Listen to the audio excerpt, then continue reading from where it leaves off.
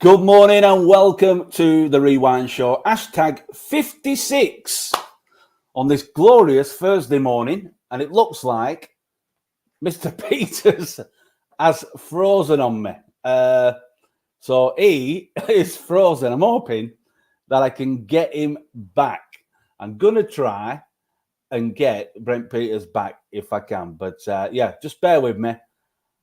And we'll try. He's there. He's there. I said we're having some problems with internet. On that introduction, it were just frozen. We're swirling.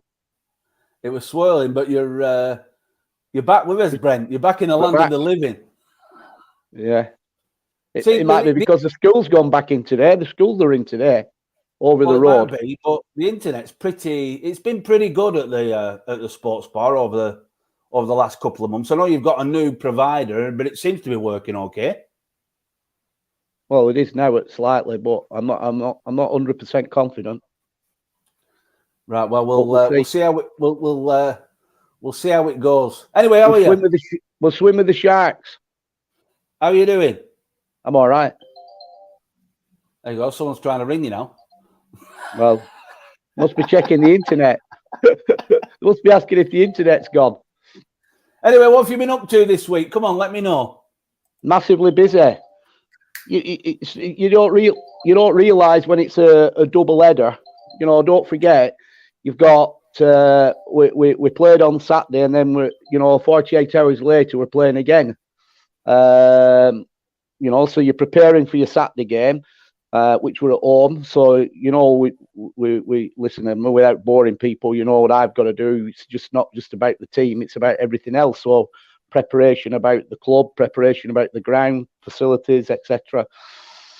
And then obviously preparing for the travel to Burscough, and then we're 48 hours later we're back here on the Monday.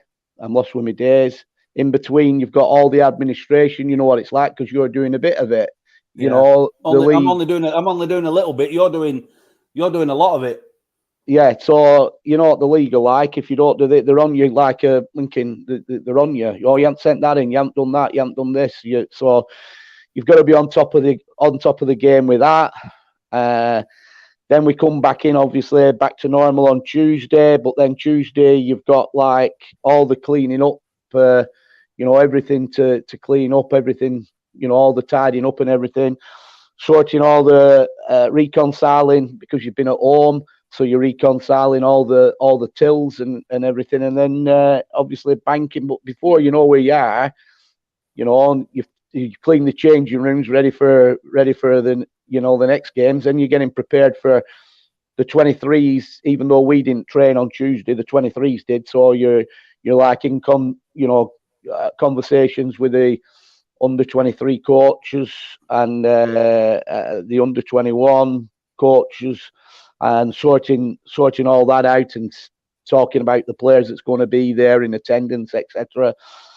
And before you know where you are, you're at the back end of the day. So it's all busy. And then last night it was a long day yesterday because I can't even remember now, but I know Knights arrived here in the afternoon. I wasn't even in. I'd gone over to Burnley, had an appointment, and then I went and sorted the programme guy out.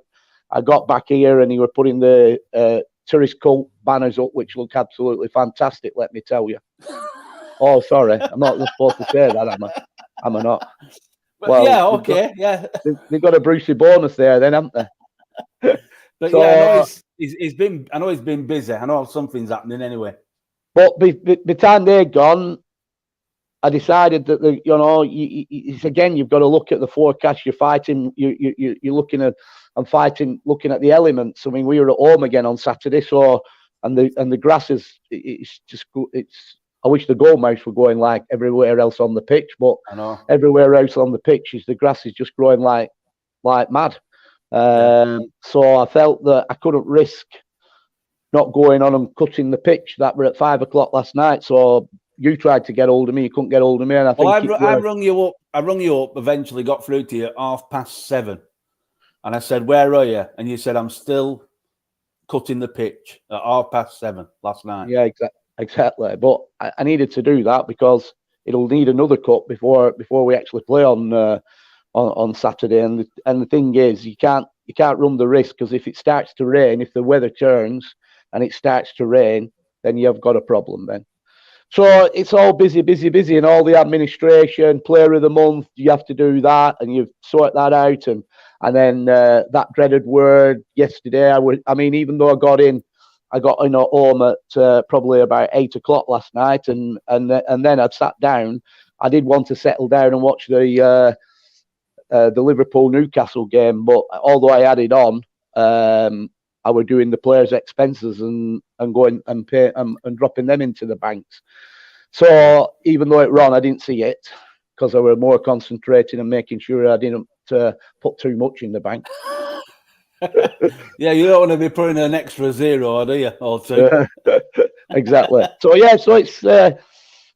it's all go. And then today I've got to go out because I spoke to Richard Peel of things I'm concerned about. Even though it's had loads of seed in them goalmouths, the big issue is we're going to have an issue because I said to you, we've said about it before.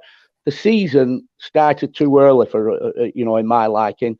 By the time we got all the work, remedial work done on your pitch that you have to have done, and then it has to be put to bed, and be left so that everything can germinate. Your new grass can come back. We didn't have the chance to do that. If you think about it, you can't play games in June. We started back. We had pre-season at end of June. We came back in the end of June, and then all through July. You've only got that window, and then we kicked off at the last Saturday in July. Yeah. So even though it started to take in the goalmouth, we've kicked it all up. You needed at least an extra 3 weeks or so. Yeah, and on top of that, it needed the rain. Now we've talked about putting turf in, but when I spoke to him, he said the turf actually is if you can get the seed in again, some more seed in, it's better, because with turf, it's not a case of just placing turf on the top. It's got to root in. It's got to get to good roots, so that so he's basically given me advice and said that it's difficult because the issue is we were at home on Saturday. Then we've got used all the time. It's being used all the time now because we were at home on Saturday, and then on Sunday morning, our under 14s are at home, and then in the afternoon, I think our under 21s are at home. So, and then the 23s. Luckily, the 23s start next week, but they're away the first match. So, I kind of think on Sunday when they finish, we've probably got a week before anything else goes on this pitch. So I'm going to have to just get loads of more seed in, more top dressing, and put some grow bags over the top, and hope that we can start to get it through. But because at the minute that's the only thing that's kind of wrong. But it's time consuming. Everything's time consuming. Nothing's quick. Everything is time consuming, and it's.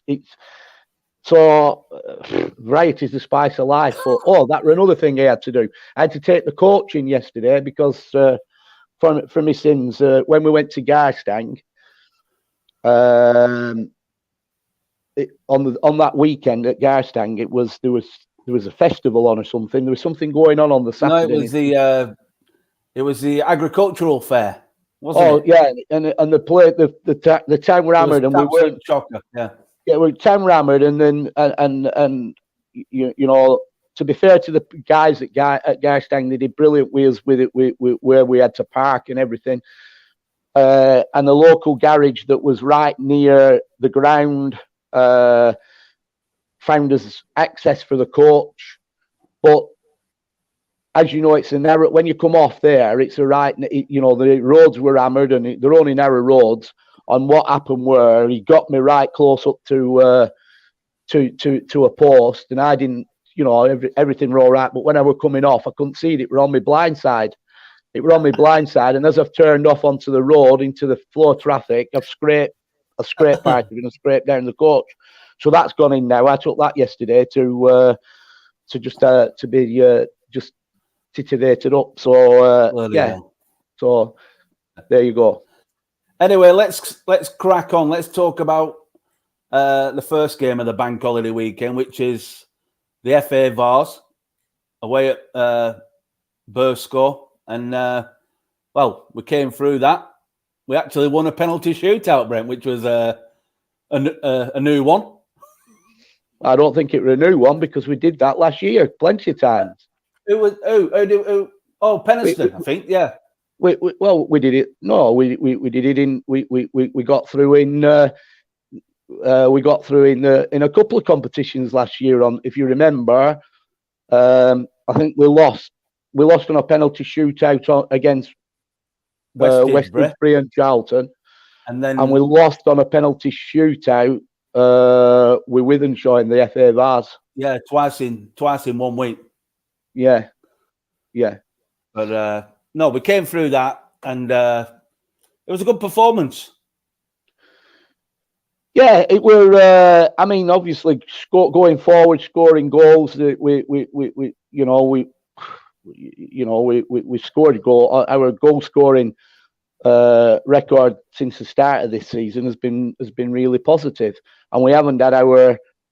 Well, it's hard to say about your main men, but the players who you kind of hang your hat on and who'll be up there at the leading goal scorers at the end of the season, haven't been playing and haven't been around because they've taken their holidays. So we even though that they've taken their holidays, we've still been banging the goals in.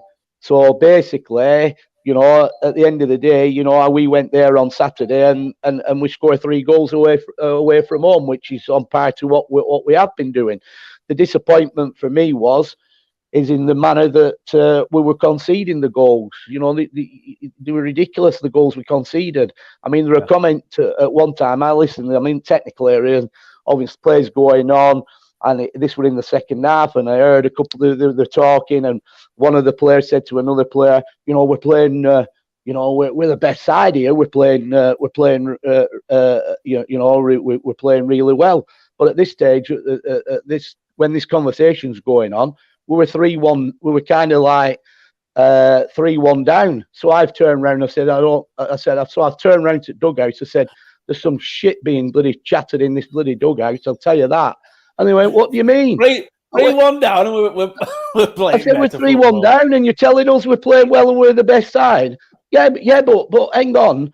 We are playing well. I said, "Yeah, but we're 3-1 down." I said, "What are you talking about?"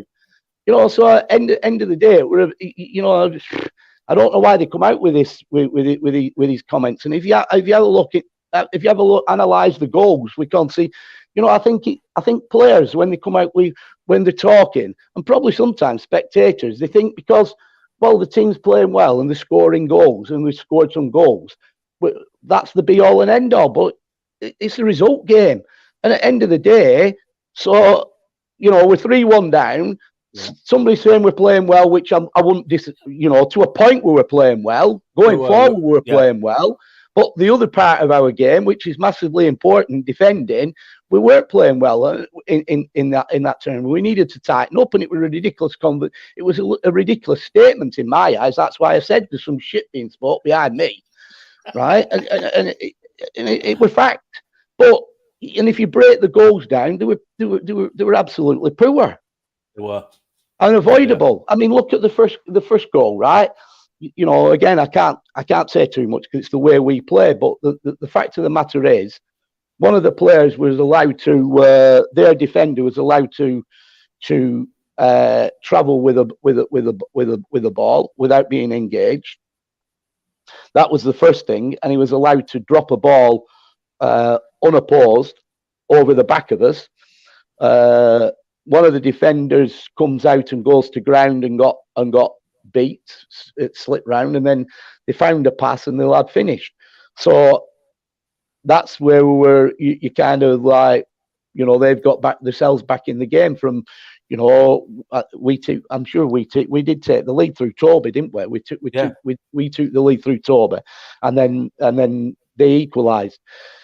But then the second goal for me was bloody dire, absolute dire. I mean, since when? And it disappointed me because it was from an experienced player. I mean, I get that the player, look, from where we are stood, I can't argue whether the linesman got it right or whether he got it wrong because the angles wouldn't be right. So I'm not even going to get in a debate about was he offside or was he not offside. But everybody knows, we all know that if you're going to claim for offside, the last thing you do is stand still and just allow play to carry on. At least what you've got to do, the basics you've got to do, is you've got to blink in. If you're going to try and claim for the offside, then claim, but carry on defending. Don't stop. But in this instance, as you know, the player in question stood there and where he's offside. He's offside and just let him unopposed and let him pick his spot and put the ball in the net. And the linesman starts to have an inquisition with linesmen. And then starts to have an inquisition at the linesman, and the linesman's gone, he weren't offside, and then so we find ourselves 2-1 down. Yeah. So it's madness. You don't do that. And I mean, this was an experienced player that's done it, and I'm thinking, I mean, you should know better. It's crazy. Yeah. We need to lead by example. But at the end of the day, you know, we saw that with the second one, and then so. We find ourselves 2-1 down, and then we get it back. That were another one, right? So, wonderful strike. So there's a tail behind that. So there's always telltale signs in anything that I do, right? So on a Friday, I will send the text messages out with a squad.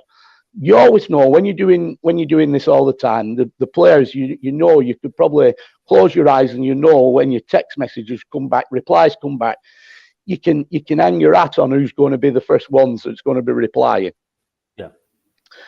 And usually the player I'm going to talk about, he's on the money, he's probably one of the first to reply. But on Friday, for some reason, he hadn't replied. Everybody else had replied. He was one that hadn't replied, and it got to the situation where an hour and a half had passed, still no reply. So I continued sending messages to him. Nothing. Then I checked his phone out. I noticed that last time he was online was 1900 hours. So I checked that out. So I decided to ring his phone, but his phone was switched off. Now, listen. Switched off could be a lot of things. Switched off because he could be in the pictures with somebody, or switched off he could be doing something in a bedroom that we don't want to know on this family show, or switched off is that he don't want to talk to you. Yeah, whatever, you know. But his phone was switched off. So when you get a text back at 11:15 at night. Right, my alarm bells are going, and then he's one to obviously want to travel on coach, and he wanted to travel direct on a. He got that got short shrift. No, you have to arrive on the coach, or you have to go to our last pickup point. So anyway, that's kind of what happened. So it's right. I'm thinking, what's he been up to night before a game? Is he preparing right? Yeah. So anyway, we come to the game. He's selected it. The player in question is selected in the team to start, and his goal scoring ratio to date is pretty good. Yeah, it's pretty good. He set off quite well, you know, going forward, and his defensive duties. He started off quite well, no problem, but gradually, probably 10-15 minutes into game, he blew up. Basically, when I say blew up, he's not doing the second part of it. He's not doing his defensive. He's switching off. He's not doing it. So all of a sudden, when he's on top of his fullback basically are on top of him and dictating to him when he should have been dictating to his fullback. You follow me? Yeah. So at one point, I'm shouting something from the technical area. You need to wake up. I don't know what you're up to last night, like, etc., but you need to wake up and smell the coffee. So the half were going on, and it got to that bad that just before half time, I'd said to Manny, "You're going on at half time. I'm not having." He were up to no good last night. He must have been. Look at the state of him. He was red in the gills. So I thought, so anyway, I said, just get yourself stretched. We went in at half time. The first thing I turned around, I said to him, I said, listen, you need to sort yourself out. I'm going to give you 10 minutes to sort. I can't go on chapter and verse on here what I said, but I said, I'm going to give you 10 minutes to clear your head, right? And if you don't clear your head and sort yourself out, you're coming off. Yeah. Right? I said, I'm telling you, you're coming off. Well, lo and behold, however to shut a manager up is to do what he did. So he's got out in the second half. Fair credit to him. That's what it's all about. I'm there to blinking fire the bullet. You got a reaction from him. I got a reaction, and that's what I wanted. I got a reaction, and the lad's absolutely. He's gone out, and from nothing, he scored an absolutely world goal. And usually, it's Wonder Kid that scores them, Lewis that scores them. But on this occasion, it wasn't Lewis. It was Jack Hayward, and it was a quality goal. And and I have to applaud him for it. But listen. At the end of the day, it's my job. If I see that they're not performing at the level that we expect them to perform, they're going to get told. And I give him 10 minutes. But needless to say, he stayed on for the remainder of the game because he redeemed himself. Well, the thing is, Brent, because you've got that strength in depth now. The bench. We'll come to Bank Holiday Monday's bench, but because you've got so many quality players sitting behind you now. You're spoilt for choice, aren't you? And it puts pressure on the players who aren't getting a shirt. Yeah, I mean, it's great. It's great to have, but I try to be fair. I am fair. I don't listen. I've said it all along, and I'll say it again. We're blessed. We've got great lads at this football club, and I mean, really, listen. I can come on here sometimes and have a bit of a pop at one or two because they let the guard down But the young lads at the end of the day, and we've got to understand that. And equally, even though the young lads, they're playing under a manager and a coach, two guys that are vastly experienced. So at the end of the day, it's like the Fergie factor at Man United. He threw a load, the class of '92 in, and as a collective, Eric Harrison had groomed them and brought them up, and Fergie had the foresight to give him a chance and throw him in. And look, Manchester United's success them years ago, back then, all came and from a situation where a TV pundit and former experienced footballer turned around and said, "You'll win nothing with kids." Well, that just blew up in his face because he did win something with kids. But them kids in class of '92. Were groomed by Eric Harrison, but obviously mentored by Sir Alex. And Sir Alex had to, there's loads of tales going out there about arriving at like Ryan, knocking on Ryan Giggs's door or leash and dragging people out because they were in with a load of girls. And, it's what kids do. It's what teenagers do. It's what goes on. But at the end of the day, they've got to realise they want to be footballers. And equally, it's no different here at Bacup Borough. We've got a bunch of great young lads. They've basically come from an amateur background, and it's our job we can see they've got their ability, and it's our job to bring that ability out of them. But it's also our job to structure them in team ethics and team professionalism. How to work together as a team. And it's also our job, or certainly my job, to make sure they're disciplined in every which way, shape or form they can be disciplined. Because, people, these players that go on to make it in football and get to the highest level, they've sacrificed a lot in the time. And, the ones that have been like Jack the lads and doing things that they shouldn't be doing at the wrong time, well, even when they have fallen by the wayside, and they don't last 2 minutes. So it's all part and parcel of their education. So sometimes I've got to. I'm not a soft touch. So at the end of the day, if I see people letting the guard down and not doing what they should be doing, then if I don't check them and make sure they're fully aware of the responsibilities, then I'm not doing them any favours, because if they think they can get away with it once, they'll get away with it twice. And if they get away with it twice, they'll get away with it 3 times. So it'll go on going, and it's just not going to do the careers any good at all anyway. So that's the way it is, and that's exactly what happened. But listen, when they repay you like Jack repaid me, then it's all worthwhile. Well, we got ourselves back into the game, and then, as you mentioned before, we've looked a bit frail defensively compared to last season, and no more so than that third goal that they scored. Well, I think the third goal. Listen, the keeper's done really well for us. In the goals we've conceded to date, you look at it and you think to yourself, it's funny because what I'm going to say now is actually what I've written on. For those that don't know, I think it's a stupid thing that they do anyway. This part of this for the league, but what happens is at the end of every month, it's the player you have to nominate your player of the month. But you've also that's fine.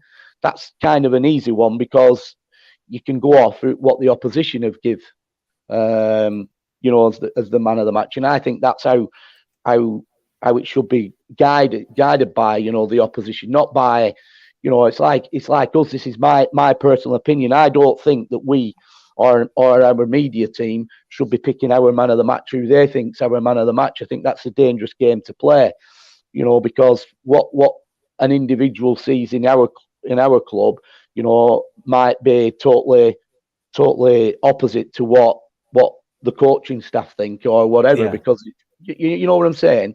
Because it's the all round package. It's the all round game. Whereas if the opposition vote for your player of the you're not far out when the opposition say it. I mean, for me, I don't tend to want to get involved in marking an opposition's player man of the match because I'm too focused on my own team during a 90-minute game. So I don't really concentrate on the opposition player unless he really, really, really is making a mark on me and standing out because he's creating a lot of problems. Yeah. So, but what happens is when it comes to the player end of the month, you have to nominate as a club who you think is your player of the month. And on top of that, this is the part where I think is stupid. But on top of that, it doesn't matter. Every month, it's the same question. You've got to nominate your goalkeeper of the month. Well, normally your goalkeeper in any team probably would stay the same for most of the time. So, it gets sometimes you could end up with a bad month and you name your goalkeeper because you have to name your goalkeeper. So let's say we'll not use our goalkeeper that's here now. Let's say a goalkeeper that's passed. So let's say we've gone through a bad month and you've got to name a goalkeeper. So they'll ask you why you've named your goalkeeper. So let's take last year. So if we had a bad month last year, right, you've still got to name your goalkeeper. So it'll ask the question. So you put Harry Turner, goalkeeper, Harry Turner, right? So because Harry Turner's in every game. So, and then it'll ask, what's your reasons for giving him what's the reasons for giving him the goalkeeper of the month? Because you've asked me to. That's my answer. Because you've asked me to. It's a stupid, blinking, absolute stupid question. Because it needs rejigging. And then it turns around and it'll say something like, how many clean sheets has he kept? None. how many goals have you conceded? 13.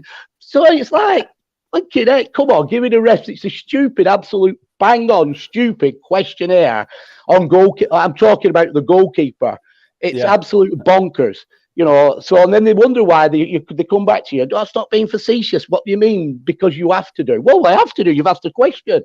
If you don't put something, you get fined. Yeah. No one. I know he watches the programme. No wonder the secretary at Campion were tearing his hair out last season. Well, exactly. It's like nonsense, but it is what it is. So basically, what I was coming back to in terms of the third goal. Anyway, coming back to the third goal, and this is what I put on. So, we've not been happy with our goals against column from a situation where last season we were scoring and hardly conceding. Top four defensive. Yeah, so it's easy because we've got a new keeper in. And if people don't watch us every game, it's easy to point the finger at the keeper. But let me tell you, this is exactly what I've put on the sheet, because I've had to nominate, so I nominate. So I've nominated Mason because Mason's been in every game. Yeah. So I've had to nominate. But I've actually put on in my comments, it's easy to look at the goals against column and point the finger at the goalkeeper. But as his manager, and even my head coach, who's an experienced goalkeeper, there's probably very few, if any, that you can nail at his door. He hasn't made any mistakes, really, on anything that in them games that we've conceded. But people will look at it who don't watch us and probably think, well, they lost Harry Turner and they've got this new keeper in, and he's obviously not up to it. Well, that's rubbish, because that's not happened. No. It's my point, is what I'm trying to say. And that's what I've put in the comments. And so coming back to the third goal, but on the third goal, I have to literally question him a little bit on this. Yeah. Because, and I've even listen, I don't really tend to get involved with a goalkeeper, because when you've got an experienced international goalkeeper stood at side of you, it's not my department, is it? Yeah, you don't need to talk, do you, when you've got someone like that outside? So I go to Dave and ask the question, Dave, what did you think on that? And he was right what he said. He thought there was slightly a bravery issue with it, because what he did, there were two things I thought he did wrong. I mean, it was a ball in. He's come across it with like one for the camera where he's gone full length and he's dived. But he's parried it back into traffic. Yeah, he could have caught it, but he didn't catch it. He's pushed it back into traffic. But that's okay if you're going to, with your conviction, do a double save. Go in and throw your body over it and curl your head in and get yourself under and take a whack if you have to take a whack. Yeah. But he didn't do it. He pushed it back into traffic and didn't do the second part. Is that the doubt's come in his mind? Well, that's what Dave said. He said, I think that might be a fear factor issue. But that's something Dave will work with him on. So, listen, he's only a young lad and he's got all the attributes to go a long way. But this is constructive criticism. It's constructive criticism. That's it. Even the best goalkeeper we've seen. I'll talk about Man United because I watch Man United, but David De Gea, he's made howlers, bloomers, or whatever, So, but this weren't an howler; it was just basically a decision. He made the wrong decision. One, he should have caught it. If he isn't catching it, he's pushed it back into traffic. But then follow it over and go and dive on it. I know you're going to be throwing yourself into a cauldron where you're going to get a boot in your head, or you could do. But at the end of the day, that's part and parcel of your job. That's why there's a lot of numpty goalkeepers out there, isn't there? Because they've got nothing upstairs. Yeah, I remember John Burridge back in the day. But yeah. So they got the goal, and then, you made a substitution then, because it looked like, we were down to the last 4 or 5 minutes. We weren't really getting much going forward, and you made a couple of changes. And the Emmanuel Mane change, that did everything, Brent. Well, listen, it's been hard for Emmanuel Mane when he's. You've got me on it now. He's not called Mane. That's his short name. I know. Hold it. Do you want to try and pronounce his? No, I don't. Full surname? No, I don't. No, it's you, Jack Chucker. The only thing I know that's something like that is Chaka Khan. What? Chaka Khan? Chaka Khan. Maybe we call him that. Chaka Khan. Oh, lads will be calling him Chaka Khan now. Listen, I'm pleased. It's been a great signing for you. Listen, I'm pleased for Mane because let me tell you, when he's coming, look, we've just touched on it. When everybody's back, the competition is normal, is where he's comfortable, is kind of down the middle, right? Yeah. But down the middle, where you've got 100% Toby, that's Toby's position. No disrespect to Toby. Toby can't play anywhere else other than down the middle. Simple as. He can't play off like a wide player, Toby. So but in terms of Lewis Byrne. Lewis Byrne wants to also. He sees his best position down the middle also. But equally, Lewis can play if you needed to. He can play off the shoulder of the main man that plays down the middle. It's slightly more versatile, isn't it? He's versatile. Well, kind of Manny, when he come in, he again is a down the middle player, but he is more versatile, and we've kind of tried to work with him, not just down the middle, but obviously playing off the shoulder of the coming in from a wide area. So, and to be fair to Manny, he's gone about his job. He's listened. He's took things on board. He's tried his best. He's done well, and he's kind of a great asset to have on board, because he's not a one. Eventually, he won't be a one-trick pony. He'll be able to play, both roles, which is brilliant from a manager's point of view. So, but on Saturday, what happened were Toby was saying that he was feeling a bit tight, which he will do because he's not done much training, and he's been, he's had more holidays than blinking the local travel agency. So it's no wonder he was feeling a bit tight. So it were a no-brainer. Toby came off and Manny went on, but Manny got chance to play where he kind of would prefer to play, which is kind of down the middle. And lo and behold, when he went on, he got the vital equaliser when we all thought that it was game over. Again, I've got to mention Alex Mellor. I mean, we go about stats and we go about goals scored and people scoring goals. All right, Alex might look at that and think, well, winking out when he looks at stats, I haven't scored. But you know what? Alex's work rate that Alex puts in, and not only the work rate that he puts in, but you look at how many assists he's had this season. He's had a lot of assists. Yeah.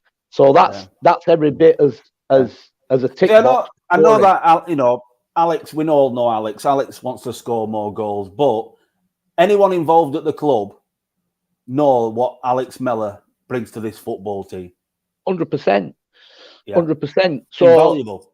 He doesn't want to get that at the back of his mind. Just keep doing what he's doing because he's doing well, and his work rate. And again, he's got great. I mean, he links up. He links up really well with Toby, but he links up really well with the other players as well, as we found out on Saturday, where he's played that ball that Manny's got onto, and he's such an intelligent footballer, Brent. He's an intelligent lad.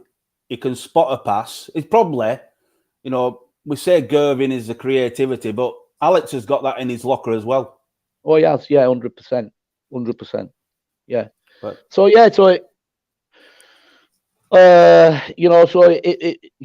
were great. It were great to, I mean, listen, it's not good when you're on the receiving end. I mean, I felt for last night. I said to you, I didn't what it was on the Liverpool Newcastle game was on, but I wasn't really watching and taking a lot of in-depth notice because they were doing what they were doing. But I have to feel for the timing that Newcastle had done so well last night and looked like they were going to get a good result away at Anfield. And then lo and behold, in the injury time, they concede, and you've got to feel for the players, and you've got to feel for certainly. I listened to and I felt his pain in his interview, Eddie Howe.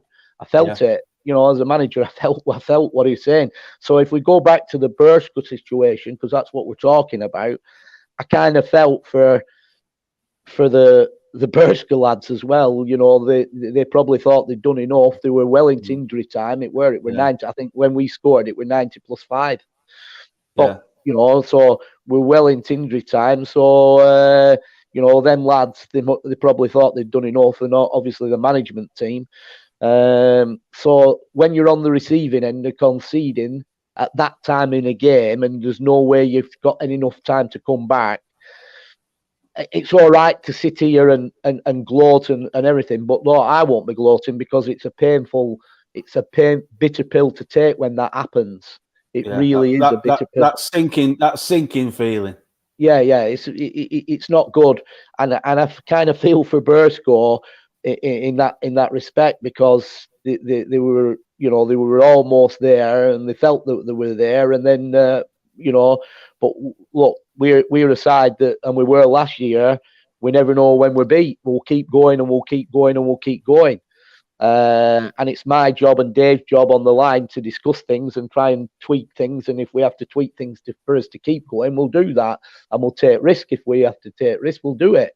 That's the way it is. And we didn't take risk on any risk on Saturday. It were just obvious changes. And lo and behold, Manny comes up with the goods, and we score, and there's no way back, and that takes us to penalties. Yeah. And then we spoke about Mason Walker, a young goalkeeper, seems to be building in confidence every single game he plays. Ended up being the hero with a couple of penalty saves. Well, I turned around to Dave. I mean, I were too busy when it's at sorting the lads out of who were taking the penalties. So I were busy with that with Callum, of writing down what order and who were taking the penalties. So I kind of didn't. I knew Dave would be with Mason and talking to him, but when I'd finished doing what I was doing and the lads were going up to line up to take the penalties, first thing I said to Dave, which I knew he would have done, I said, "Have you spoke to Mason?" And he went, "Yeah, I've told him what to do. I've told him, listen, it's invaluable for any goalkeeper. You've got an international goalkeeper. I'm not going to sit on here and tell you what he said to him, obviously. But it's invaluable. You've got an international goalkeeper that's head coach at the club, that's played, I don't know how many Football League games under his belt for varying clubs, like Bolton Wanderers were his main club. Back in the day, when Bolton Wanderers were a very, very good team. And, so for any keeper here at this football club, you've invaluable experience. You're working with a top coach, that's got experience. So it's no surprise last season that when we come into situations last season in penalty shootouts, that Harry did so well. Because he did. He would say, but you've got to give credit here. It's easy to throw bouquets at your goalkeeper.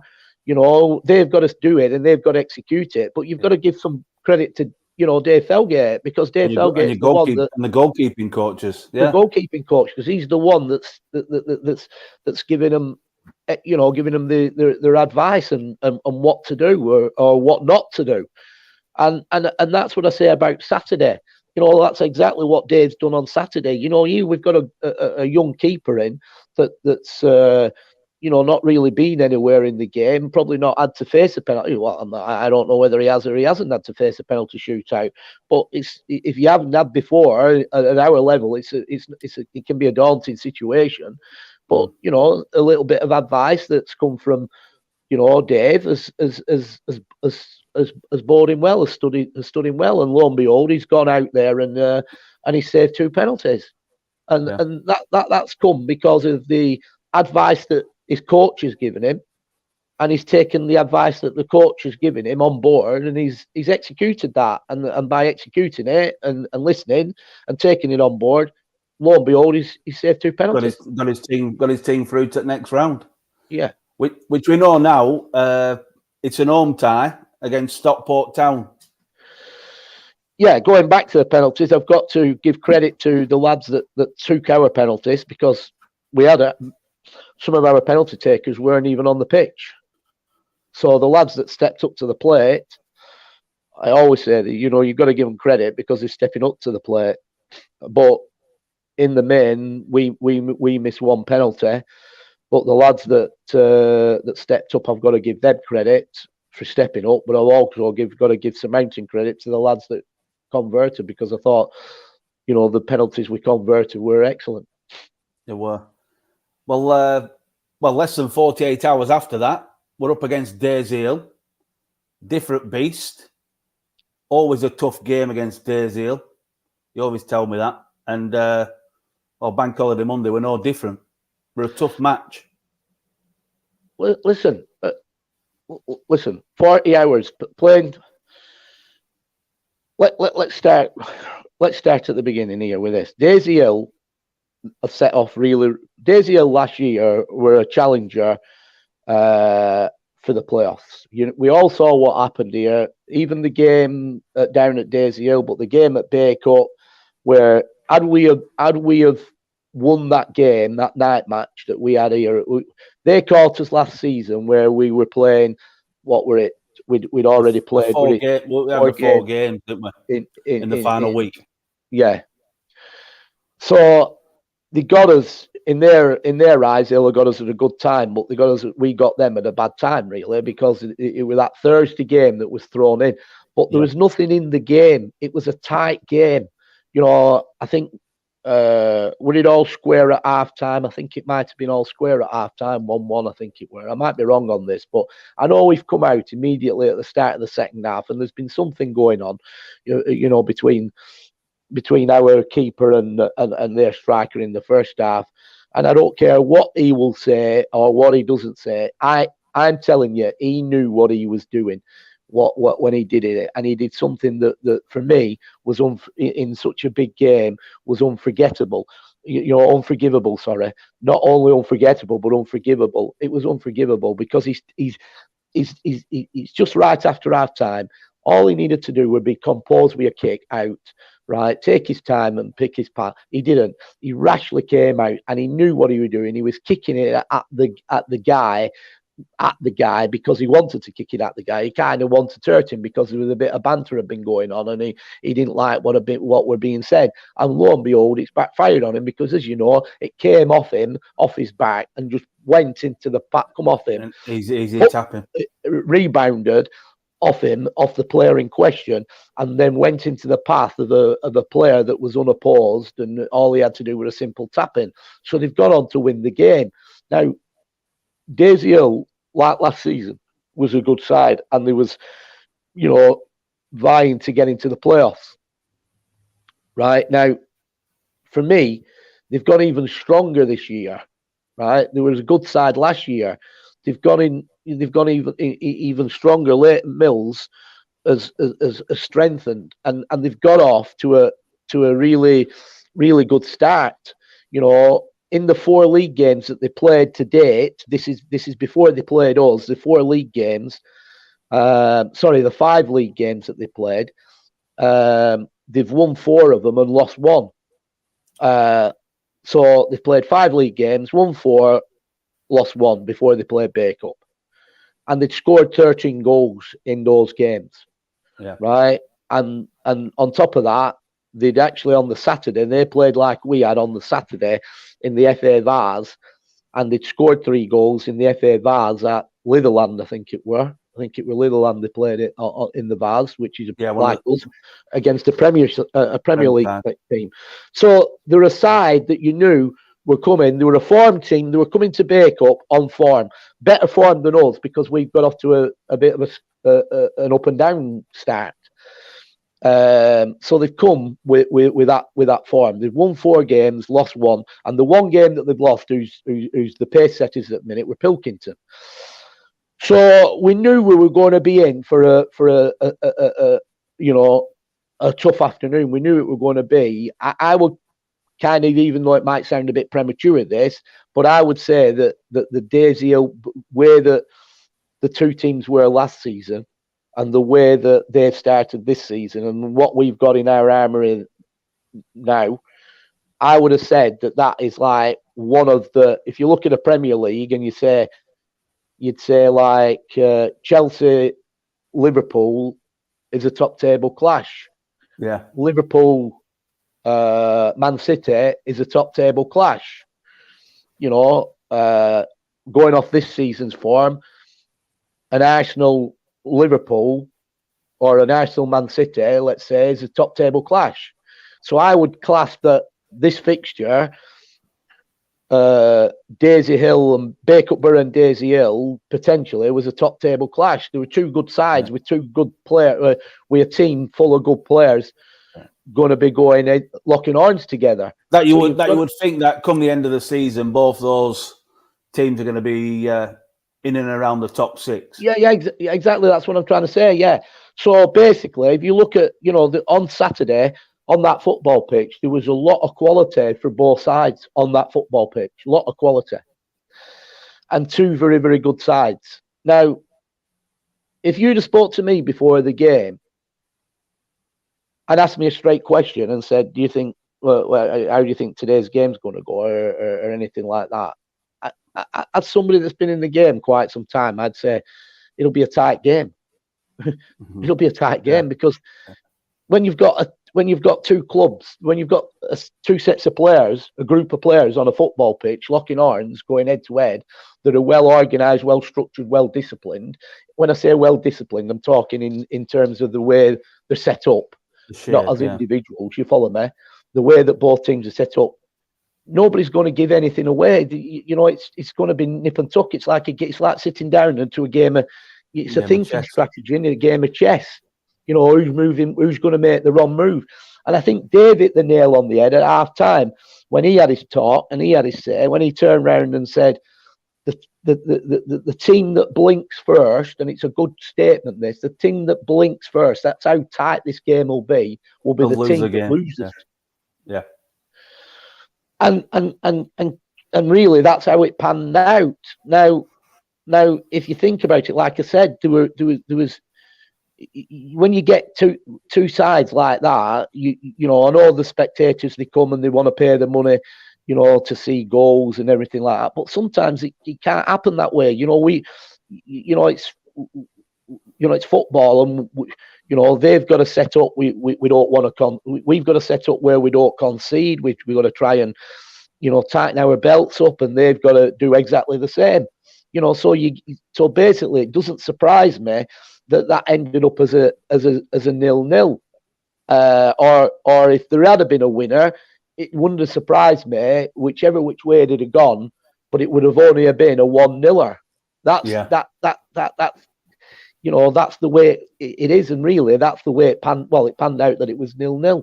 But was I disappointed with a 0-0 at home? Were I heck? Because there were loads of positives in that game. We're playing a good side, and they were playing a good side. Let's not beat about the bush. They were playing a good side, and we were playing a good side. And and when there's two good sides going together, where there's a lot at stake and everything, you're always going to get some needle in the game. It's always going to happen. It doesn't matter. You saw that again. You might not have seen it last night, but there was needle in that game at Liverpool and Newcastle. In fact, there was that much needle going on that the blinking benches were kicking off. They were kicking off at full time. They were having to hold the benches back and separate them, because the stakes are high, and you're always going to get that. And I think as long as it's controlled, even the banter from the spectators, even the banter from the benches, as long as it's controlled and it doesn't get out of hand, there is nothing wrong with that. That's part and parcel. Surely it's part and parcel of the game. Definitely. I've been brought up in a time. I can remember, people in non-league football, they used to, when I was growing up, people would go and watch non-league games, and half the time they go to go and watch the game, while they go, they used to love it on a Saturday afternoon just to whine. I mean, I had a relative and a couple of relatives that used to go. They used to call them the Jockey Club at Rosendale United. And there were a few, and the reason why they called them the Jockey Club was because they'd have a bet. They'd go in the clubhouse before and they'd get the bets out, and that where they sat there, we'll do our bets, we'll ring them through, and then we'll go at 3 o'clock, we'll go on to the game and watch the game. So they go on to the game. So the Jockey Club, a couple of my relatives were involved in this Jockey Club, and a few others. And all they used to do was, in fact, I'm not sure if Wayne Howarth, who who comes watching us now regular, Yeah. who was former my captain. I'm not sure if his dad wasn't part of the jockey club, but who comes up here watching us now. But what used to happen, they'd have banter and they'd be calling, especially if a manager came from the opposition who was well known, and they'd be just like shouting stuff over to him just to goad him and one thing and another and wind him up and things like that. And it was part and parcel. And then they'd have a go at the linesman. It's part and parcel. Yeah. I mean, sometimes I think that I know there's something coming out what's embargoed till 12 o'clock today. But what's coming out, what'll be on everybody's website, enough's enough and all that. And I get that, and I get what it's all about, and I get that there shouldn't be flares at football matches and this to carry on. But I think sometimes the minor details, the ones where there's banter going on and they're calling people, back in the day, you could turn around, people can call, like you and me, we've got no hair. So they call, you're bald-headed, bringing so and so. Yeah, you bald-get. Yeah. You bald-get, whatever. Does it matter? It doesn't matter. No. Just come out with something original. It's material. I'll just throw one back like that, which I did on Saturday. The guy's having a go at me up the line. He's saying, put your teeth back in. Listen, I got little teeth. Nothing wrong with my teeth. They're all traditional teeth, but they are going back and sinking in. I get that. But listen, it doesn't matter when he said, "Oh, put your teeth back in and all that, you're bald-headed." So I hit him back and I said, "Sort your head out. You need some Grecian 2000. Look at them grey streaks you've got in your head. Sort it out." But at the end of the day, if you've got to, if you give it, you've got to be able to, if you give it, you've got to be able to take it. I'll give you another instance. And I just think that part and parcel of football, right, is a bit of banter. We don't want to lose that. We don't want to lose that. You don't want to lose it. And it's the same with linesmen. They like to call the linesman, "Come on, linesman, shove that flag right up your ass where it's come from." And stuff like that. Now the FA are trying to, the league, well, I don't know if it's the FA or the league, you can't talk to a linesman. We're shortage of them. There's a shortage of officials. You can't talk to them like that. Next week, nobody will want to do it. Well, get a life, sort your heads out, blinking at be men, not boys. There was a chap at Burscough who was saying, they're swearing linesmen. Tell them. I said, what are you, opera? I tell you, honestly, the game's, in that respect, the game's gone. Yeah, it's ridiculous. The banter, there's nothing wrong with the banter. As long as it is controlled and it doesn't get out of hand. Yeah, no homophobic comments, nothing like that, just pure banter. Pure banter. I mean, there were an instance. Listen, it were nip and tuck the game. Let's talk about the game a little bit. It were nip and tuck, right? There were an instance in the second half. Balls, I were a bit absolutely going mad because obviously we've got a bag full of balls. New balls have come. We've got new balls in, but I'm not putting all the new balls in the bag. I'll put part of the new balls in, but I'll also have some of the Northwest Counties. They're all Northwest Counties balls. From last season, yeah. But last or the season before, so they're in the bag. So we got to the stage where balls were going out the ground. They were kicking balls out. Not just them, us as well. Balls are going out the ground, which is going to have to stop. That's another thing. We need stewards on here now. I think we'll be advertising for volunteer stewards. We will today. Yeah. And a program seller.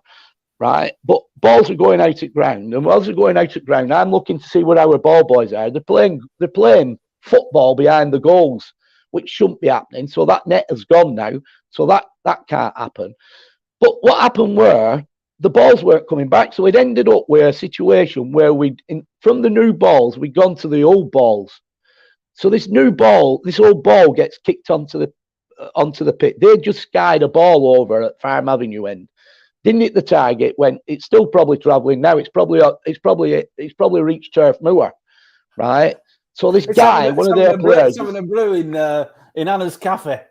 Yeah. So one of these guys has skied the ball up. So we've thrown a ball on a Northwest Counties ball, but it wasn't one of the new ones, obviously. So Leighton Mills, as manager, has gone to looking at our ball. Get a bloody decent ball on. Where's all your balls? Like losing it, like. So I've just turned around to him and said, Leighton, if you coach your players correctly to hit that target that's there, right, and they hit that target, you might win the game and we might not lose the ball. Well, soon shut up. Yeah, drop the mic. Drop the mic. You know, it was his player that knocked the ball over, miles over, and then he's moaning because the balls we were throwing on, he weren't suiting him. You know, but listen, it's just need to battle. I've got nothing against any of them. You know, again, going back to the Rosendale United situation, I once remember Elsie, God rest her, she was a director of Rosendale United, a woman called, God rest her soul, Elsie Rout. And she was stood behind the dugout, and I think they were playing Darwin. They were playing Darwin this particular game.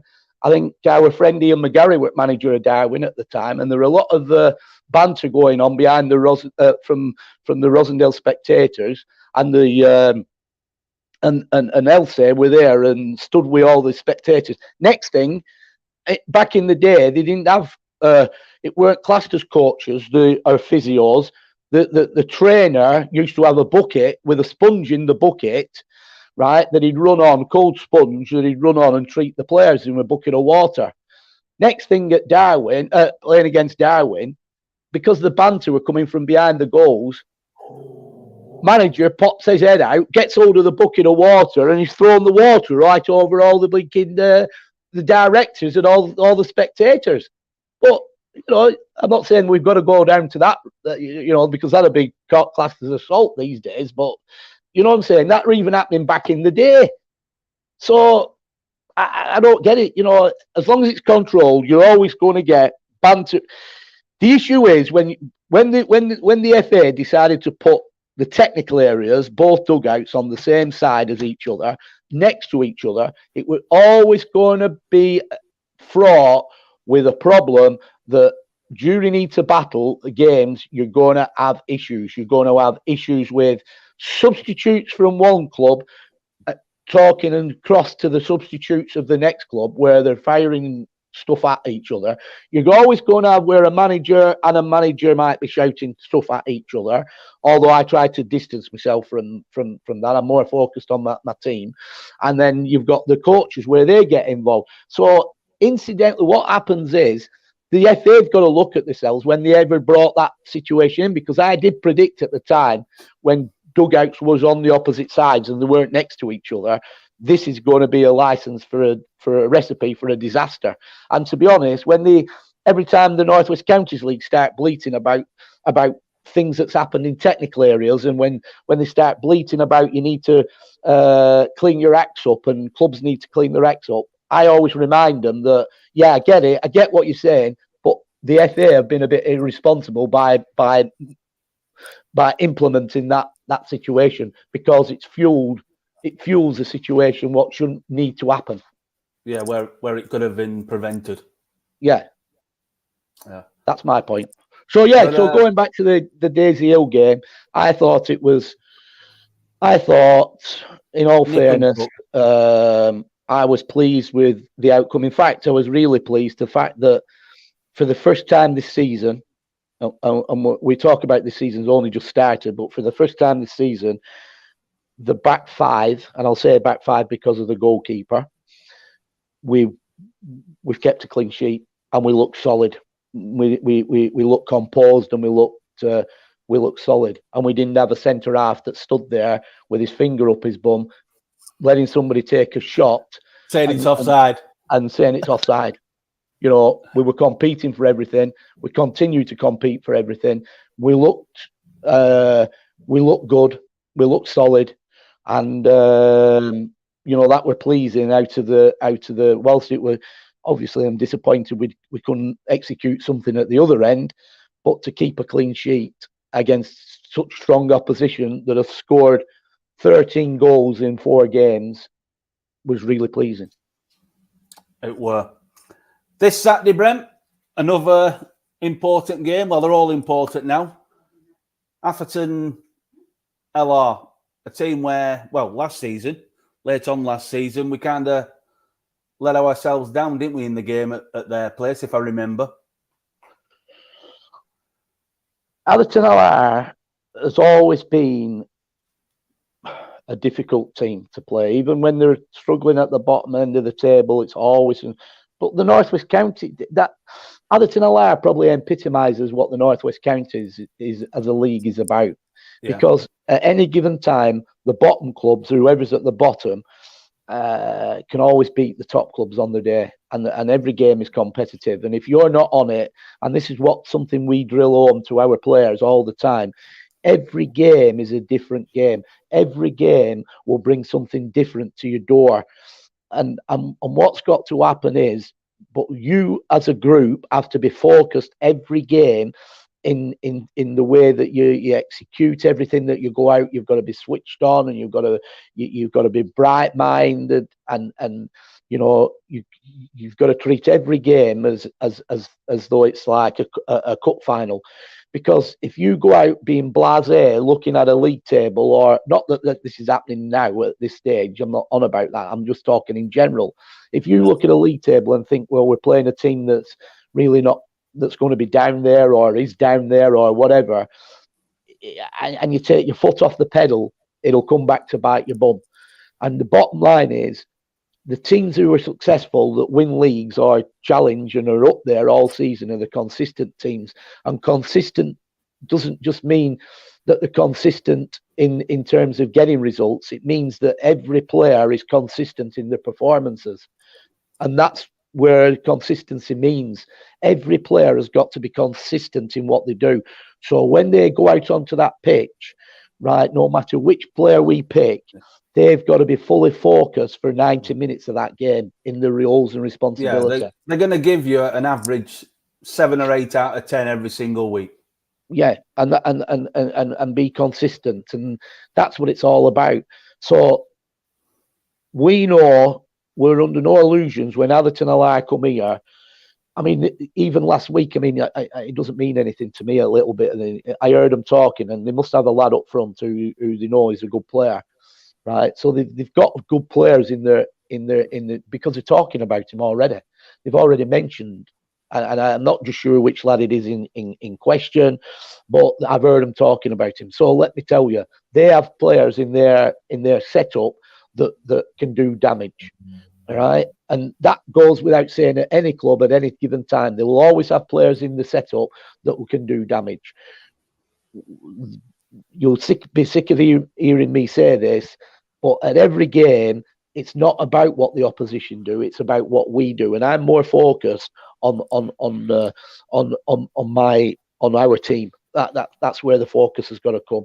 And if we're all as tuned in and all disciplined in the way that, and know that it's, it's win at all costs, that we're going out to win at all costs, and that's the bottom line. We try to win. If we don't win, then, and you've put everything into your game, then sometimes you've got to look at why we've not won, and why we've not won could be down to several other issues that we can't, that's probably out of our control. Like if the referee has spotted something that we haven't seen or whatever, and he executes a penalty or whatever, and we just think that there should never have been a penalty. Things like that are out of your control. You can't do anything about it. If a linesman, it should have been offside, but he hasn't given offside. Can't do anything about that. So sometimes you can play at top of your game, you can do really well, but you can still lose games of football because decisions or things that's happened in that hour and a half has kind of run against you. But on another day, you go out and you get your fully what you deserve. There's no doubt there were people came off that ground on Saturday, because they hadn't seen any goals and we've drawn at 0-0. We're probably disappointed because they think, oh, it's a game we should have won. But how did they make that out? That it's a game we should have won? What people have got to realise, when you go into any game of football, there's an opposition. And that opposition has still got the same mindset of what you've got mindset. They're not going to go. They're not going to go out on that pitch and think that they're going to lie down and just let us win. They're going to work the socks off to try and stop you from winning because they want to win. Yeah. I mean, I digressing on a little note, and I don't normally talk about things like this, but on our show, but we've got two very, very good teams in the Rosendale Valley, which are amateur sides. Rosendale FC, who have got some very, very good players, but they're all mates together, and they're like a locked on group that are, that even if we wanted, I mean, up to recently, as you know, we needed another left back. I mean, hopefully we sorted that situation out now, but we needed another left back. Well, they've got a left back that is really, really, very, very good. But they don't want to move. They don't. There's, I spoke to him, and there's clubs higher than us been after him, and he doesn't want to move. He wants to stay loyal with the lads and just enjoy his Saturday with his lads, and that's what you get sometimes. So, but they're a close knit and they're a very good side, and equally, as well as that side, you've got a similar situation down at Aslington with Aslington St Mary's. And lo and behold, they were locking horns on Tuesday, I think it were, Aslington St Mary's and Rosendale FC. And as you can imagine, there's no love lost between both clubs at the minute because they're really arch rivals. And I was watching a tweet the other night, the build up to it, and on the Twitter feed, Rosendale FC were being a bit cocky in my eyes, and it's always a dangerous game to play because it comes back to bite your bum, and football doesn't work the way that people probably like it to work. It doesn't. And Rosendale FC had put something up on Twitter, and I thought, and it were Gordon, Aslington St Mary's. It were kind of like, having a bit of a pop and having a goad because they were trying to say they're the number one team in the valley, and all this carry on. And then one or two, not many, from Aslington St Mary's were rising to the bait a little bit. So they were a bit coming back at them, and it didn't really get out of hand, but you could tell that this game's going to be a bit of a blinky needle game because you could tell. But lo and behold, I didn't, I can't always get to these games because of obviously all the responsibilities. It was a game that I wouldn't have minded going to, but I didn't get there, and I don't know kind of but I can imagine what it would have been like. But when somebody asked me and said to me, and I'm probably doing Aslington St Mary's a little bit of injustice here, and I apologise if anybody's listening because I don't mean to be. But prior to the game, somebody asked me a question because I talked about it, and I talked about this being on Twitter. And somebody asked me a question, and the question were, who do you think will win? And I went, well, to be honest, I've watched Rosendale FC. I haven't really watched Aslington St Mary's, but I think Rosendale FC might have a little bit too much for them.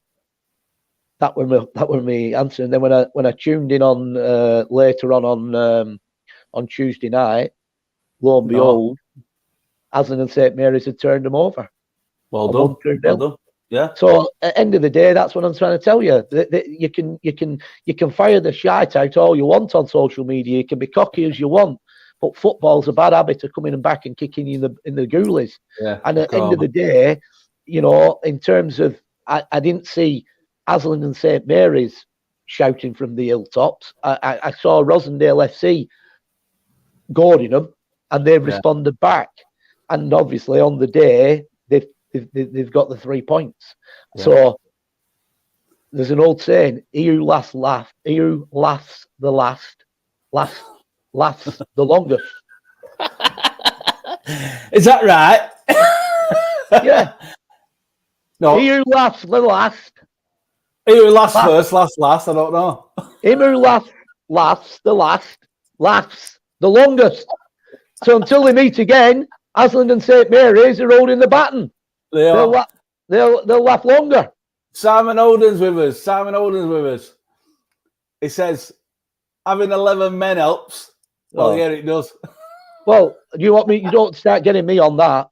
I'd rather not speak about empty heads. We're not going anywhere near that. But what we will do, we want to touch upon it. I did see on social media, Step 6 clubs, and this is a big kind of pat on the back to our supporters. We were one of the top 5, I think, in the country for the largest crowd on Bank Holiday Monday. Brilliant. Yeah, fantastic. And long may that continue. It's really, really good. That variety is the spice of life. I know it were 0-0 at the end of the day, but at the end of the day, as Simon Holding has put on there, it'll be helpful if he was in England instead of being in Spain, being like blinking sun in his cell, and trying to ring me with on WhatsApp when it doesn't even ring, and I look and I think, what's this? Has somebody tried ringing me? And Simon's tried ringing me. I'll ring you later, right? But listen, at the end of the day, you know, variety is the spice of life. And coming back to, I know it were 0-0, but it had incident. You know, they got a man sent off who I thought were probably one of their better players. A lad called Jake Parker. I thought he number 7. He got sent off, and we should have had the advantage of them. But when you've got, and I'm sorry I'm saying it, and I'm not going to mention no names, but when you've got, look, there comes a time where you can't do no more. You know, we've worked with the player in question, our player in question. We've talked to him. We've sat down. We've tried everything. We've basically said, look, it's the last chance saloon. Everything. What he did on Saturday when we had the advantage was nothing short of being despicable. It were ridiculous what he did. It were obvious how he thought he was going to get away with that. Basically, it's like, the best way I can describe this, it's like there being a police presence outside Morrison's or in Morrison's store, and a lad comes in and he decides to shoplift, go to the beer counter, rifle a load of blinking beer off it in front of the police and run out the store. Out. Yeah. You're never, ever going to get away with it. You're done. That's it. You're done. Yeah. Well, what he's done right in front of everybody is thrown a ball at somebody, thrown somebody's head, and he knew exactly what he'd done. It's aggressive. He said, you know, it's so he got a straight red. It's a letter of the law, isn't it? But what he doesn't understand, and the other players have got to understand this as well, the North West Counties League as a league have got the power, and they've done it with other players. If you've had so many indiscipline incidents in a 2-year period, right, they can withhold your registration and not let you play. So as a player, they can pull the plug on you. They can pull the plug, 100%. And it's happened. And it does happen. But before they do it, they will have you going to in front of them and talk to you. But then they'll make a decision. And I'm telling you, I see all the minutes and I see what goes on, and they do it. And they can execute it. And this player in question, he's crackers. And I mean, what it happened he was lucky in the first half, because I've nailed him at half time about it. And I didn't see it at first. What's happened is, right, this is in the first half. Their bench, Leighton Mills has seen something, and rightly so. So he's seen something that's we're going on, right? So he's making the linesman aware of it. Mm. Now, as he's making the linesman aware of it, he said to the linesman, watch their number 8. Liner, watch their number 8. Now, you're watching this. Are you listening to this? Yeah. Watch their number 8, right? Immediately, I hear him say that. I looked at number 8, which was our player in question. Yeah. Right? So I looked at him, and I saw him go down the back of the player's Achilles. The player were walking in front of him, and he's gone down the back on purpose, right? Yeah. Luckily for him, before half-time, because the linesman wasn't an experienced linesman, when their bench said, number 8, watch number 8, Liner, watch number 8, the Liner should have been fixated onto it. But he didn't. He was lucky, because what he did, the Liner, when he said Liner, watch their number 8, the Liner's turned away to look at the bench. Yeah. And when he turned away to look at the bench, I've immediately looked at it, and I seen him do it. And I was going mad at him, shouting from the technical area, what are you doing? What do you think you're doing? And luckily, the Liner had turned away. Otherwise, he'd have walked at half-time. We'd have been down to 10 men at half-time. Now, I'm not being funny. I don't want to discuss all this on here, because I've had enough of him, really. I'll be honest. I've had my belly full. There's only so much you can do with somebody, right? and he's becoming a major problem, a massive major problem. The person you're talking about, you've saved him on many occasions. Listen, you can take an horse to water, you can't make it drink it. You know, I just don't want to talk about him because I've done all I can. I've worked with him, I've tried it. We've had him in, spoke to him, done. But I could list here, I could rhyme a list of things that's gone on in time since he's been, and it's ridiculous. And there comes a time where he's got to understand and smell the coffee. But but you know what? After the game, when his adrenaline's not pumping, he'll send text messages and apologise to everybody. But it's hollow. He sent that many apologies that the last one he sent is, I just treat it as hollow because it doesn't mean anything, because it's not sincere. It's just, well, I'm sorry. Yeah. But anyway, let's finish on a good note. Well, I think it's a good note. Well, just stop there before you finish on that. Go on. Simon, you've created this by putting stuff up on there that you weren't even at the game because you're too busy out in Spain. So don't start commenting and trying to wind me up when you're not even here. Yeah, you were just listening to the commentary, and that's it. You're in your villa drinking pina coladas. But no, exactly. We forgot all about it until afterwards. Our captain, Michael Gervin, celebrating his birthday. Oh, well, listen. Dear Brenda, what are you doing? I usually find things out and know, and he were cute on this one because, and I even had a conversation with him on the Sunday because he got he had a bit of a knock after Saturday. He got a bit of a knock. He came off, and that's why he started on the bench. Yeah. So I were having a conversation with him on the Sunday, and it never even. I know he just said it never even twigged, and it was only on Monday that somebody came. I was at the Hatch, and somebody came and said, "Do you realise it were Michael?" It was Deborah who told us after the game. And I'm thinking, well, I didn't know. And then so listen, I apologise, but we got something up, and it's better late than never. And we'll have to do something for him because he's a fantastic lad, and he's a fantastic. Listen, he's a fantastic captain. People don't know one half of what he does. You can look at the work that other people do at the club and everything else, but he's as massively as big a part because what he does in keeping the team together and like talking and regularly they go out to one of the big things in football over time is team bonding and team relationship, because that's how you make relations, because it's us against the opposition as a team, and you've all got to be one.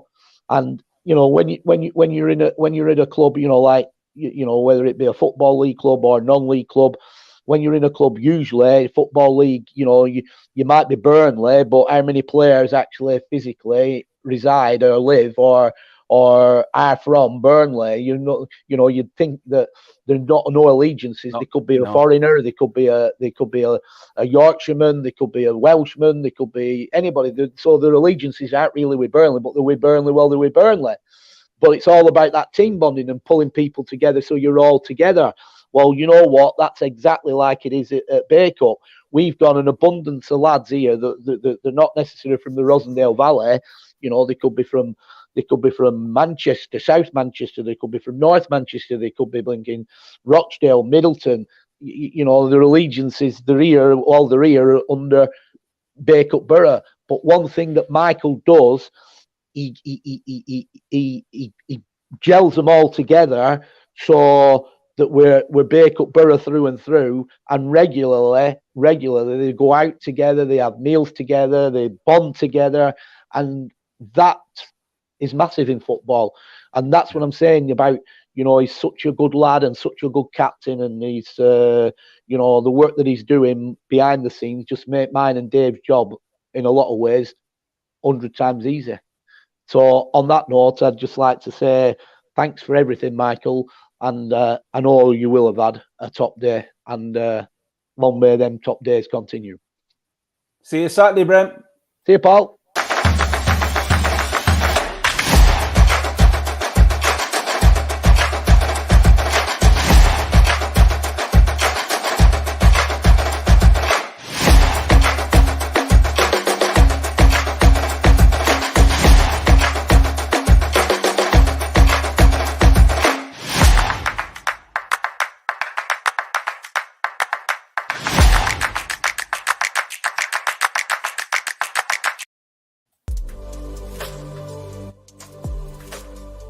first heard about Thrive because everywhere I went, people were talking about it. Have you heard about the new gym that's opening? I'd say it's an inspirational place. The music's good.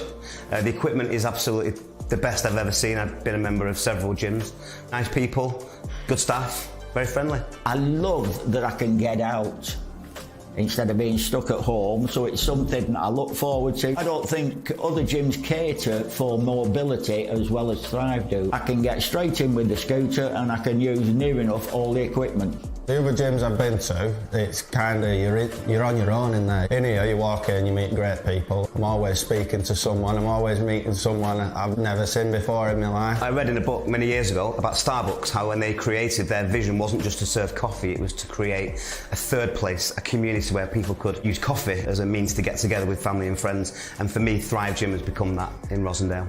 I love working in Nutrigains in the gym because it's just like a little social hangout. I'm making everyone coffees, like all the healthy food, get to chat to people before and after the workouts. It's a lot of fun. I actually suffer with serious mental health, and if I don't come down to the gym, I'll have serious problems.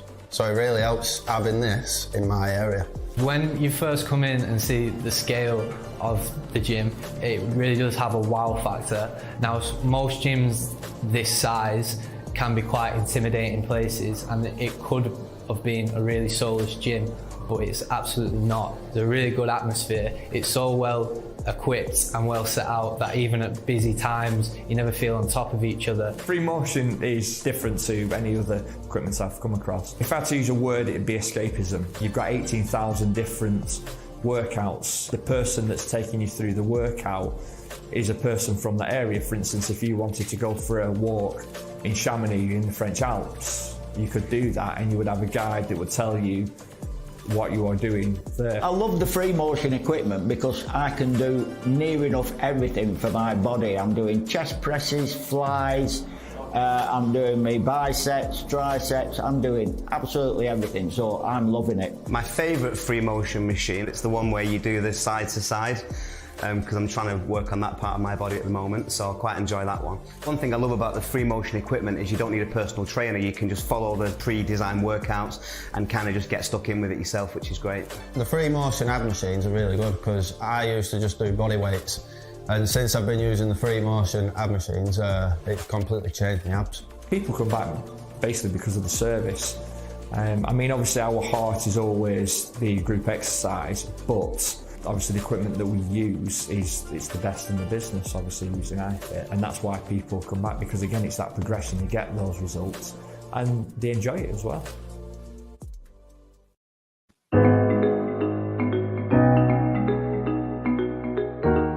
We are Martin and Shirley Kemp. Welcome to our home. Yes, welcome to our gorgeous brand new kitchen designed by Howdens. I love all the features, the decorative plinth. The kitchen tops are a Calcutta gold quartz, which I absolutely love. The curved island, which is gorgeous, it's solid wood. This range is called the Elmbridge porcelain. This is the centre of our house. It always has been, the island, right? This is where people come around for Sunday dinner, or your friends come around in the evening. I'm really a big fan of the old-fashioned butler style sink, and I went for a kind of vintage style tap. I'm naturally a bit of a vintage person, aren't I? Yeah, I mean, this is my favourite bit, O'Shar. Oh yes, of course. This is my favourite bit. I like the old coffee machine here. It's connected to Wi-Fi so that when you're in bed in the morning, you can switch it on the app. This is true. No. You can put it on the app and you can say, I want my coffee ready at 10 o'clock. It comes on. So every great kitchen needs a great oven. When you think what this is going to do, cook dinner for, Christmases and birthdays, it is the centre of the house. And what was really fantastic and exciting was when I was with the Howdens designer and I said, I want like a big hood on there and a mantle that I can decorate. You've always wanted one of these. I know, because I didn't have it in my last house. I was like, next house. Yeah. So another important aspect to the kitchen was to add the utility room. The nicest thing about the utility is that when you come out of the kitchen, you still feel you're in the kitchen, because I carried on the same units, and this is where I'll come in and wash my dogs as well, because they're always muddy. Okay, I'm going to go and find Martin because I can hear some glass rattling around. Let's go and see where he is. There you are. I knew I'd find you here. Yeah, see, I absolutely love this. Your right? favourite little area. Yeah, a double fridge, which means you can have one set at one temperature for wine and another one for champagne. I also like the fact we've gone that way with the fridges. Eye Rather level. than upright, where you have to keep bending down. Yeah. Suits the whole design really well. Now time for a glass of wine and to say thank you so much. I hope you've enjoyed the tour of our Howden's kitchen. We are absolutely delighted with it and hope you are too. And come round for dinner sometime. What? Why not? You're a cook, won't you?